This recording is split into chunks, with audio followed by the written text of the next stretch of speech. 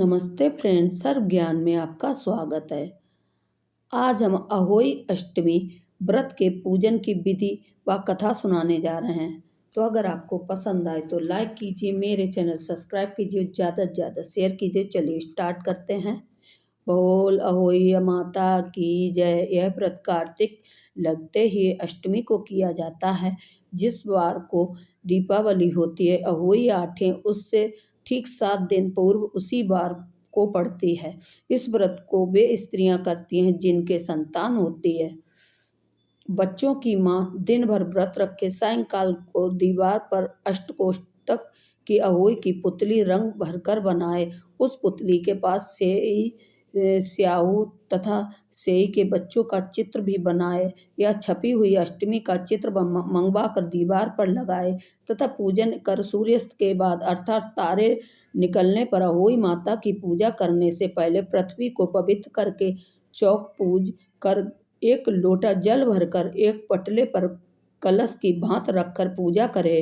अहोई माता का पूजा करके माताएं कहानी सुने। पूजा के लिए माताएं पहले से एक चांदी की अहोई बनाएं, जिसे स्याऊ कहते हैं, और उसमें चांदी के 2 दाने मोती डलवा लें।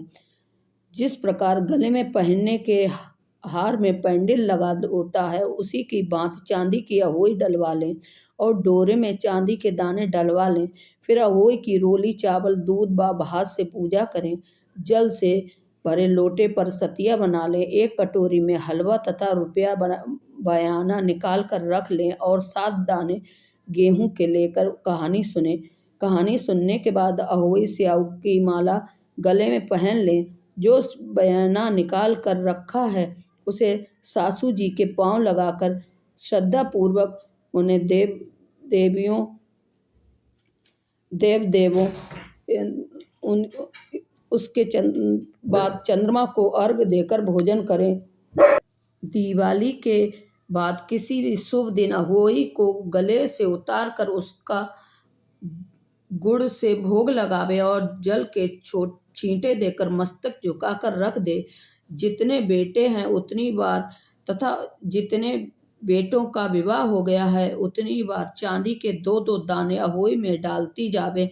ऐसा करने से अहोई माता प्रसन्न हो बच्चों की दीर्घायु करके घर में नित्य नए मंगल करती रहती हैं। इन दिन पंडितों को पेठा दान करने से शुभ फल की प्राप्ति होती है।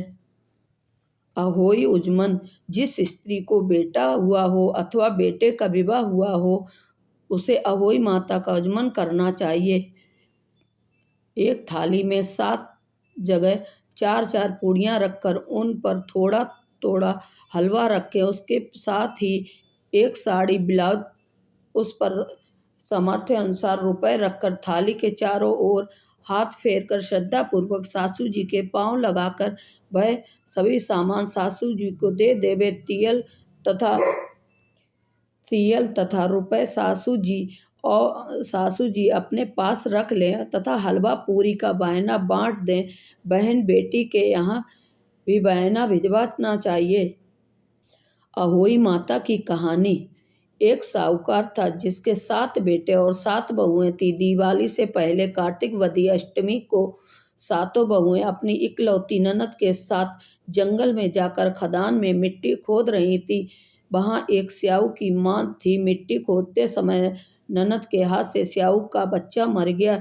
इससे स्याऊ माता बहुत नाराज हो गई और बोली, मैं तेरी कोख बांधूंगी। तब ननद अपनी 7 भाभियों से बोली, तुम में से कोई भी अपनी कोख बंधवा लो। सभी भाभियों ने अपनी कोख बंधवाने से इनकार कर दिया, परंतु छोटी भाभी सोचने लगे कि अगर मैंने अपनी कोख नहीं बंधवाई तो सासू माँ नाराज होंगी। यह सोचकर ननद के बदले में छोटी भाभी ने अपनी कोख बंधवा ली। अब इसके बाद उसको जो बच्चा होता वह 7 दिन होकर मर जाता। एक दिन पंडित को बुलाकर पूछा, मेरी संतान 7वें दिन क्यों मर जाती है? तब पंडित ने कहा, तुम सुरही गाय का ही सेवा करो। सुरही गाय स्याहू माता की भैली है, वह तेरी कोख खुलवा देगी, तब तेरा बच्चा जिएगा। अब वह बहुत जल्दी उठकर चुपचाप सुरही गाय के नीचे साफ सफाई करती।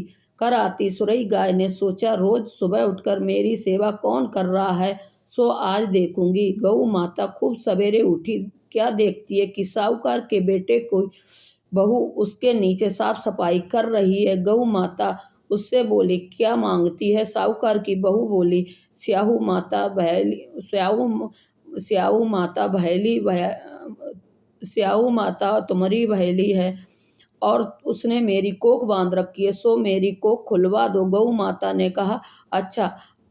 अब तो गऊ माता समुद्र पार साहूकार के बहू को अपनी बहेली के पास लेकर चली। रास्ते में कड़ी धूप थी, सो वह दोनों एक पेड़ के नीचे बैठ गई। थोड़ी देर में एक सांप आया। उसी पेड़ पर गरुड़ पंखनी का एक बच्चा था।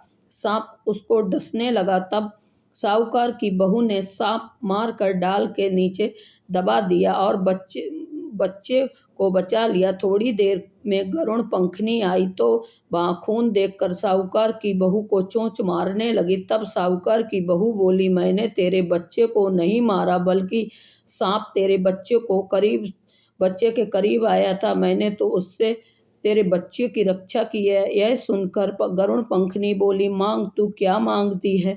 वह बोली, 7 समुद्र पार स्याहू माता रहती है, हमें तू उसके पास पहुंचा दे। तब गरुड़ पंखनी ने दोनों को अपनी पीठ पर बैठाकर स्याहू माता के पास पहुंचा दिया।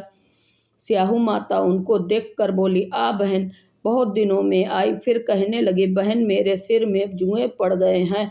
तब सुरही के कहने पर साहूकार की बहू ने उसकी सारे जुएं निकाल दिए।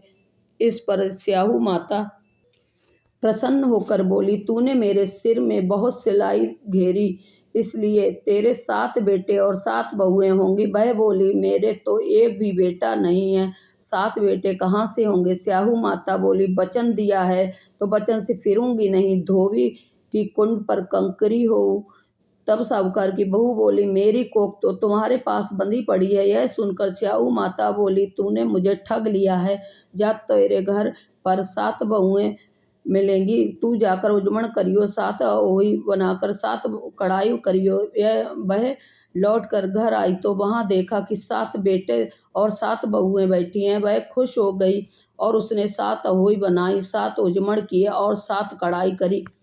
शाम के समय जेठानियां आपस में कहने लगी कि जल्दी जल्दी धोक पूजा कर लो, कहीं छोटी बच्चों की याद करके रोने न लगे। थोड़ी देर में उन्होंने अपने बच्चों से कहा, अपनी चाची के घर जाकर देख आओ कि आज वह अभी तक रोई क्यों नहीं। बच्चों ने आकर कहा, चाची तो कुछ मार रही है, खूब उजमण कर रही है।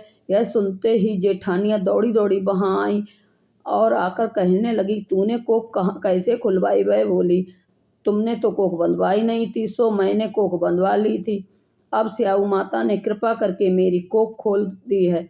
ऐसे स्याहू माता जिस प्रकार उस साहूकार की बहू की कोख खोली, उसी प्रकार सबकी कोख खोलियो। एक कटोरी में गेहूं के दाने लेकर कहानी सुने। इस दिन मिट्टी में हाथ नहीं डालना चाहिए। तो फ्रेंड, आज हमने आपको अहोई अष्टमी के व्रत पूजन की विधि व कहानी सुनाई। तो आज के लिए बस इतना ही। Thanks for watching.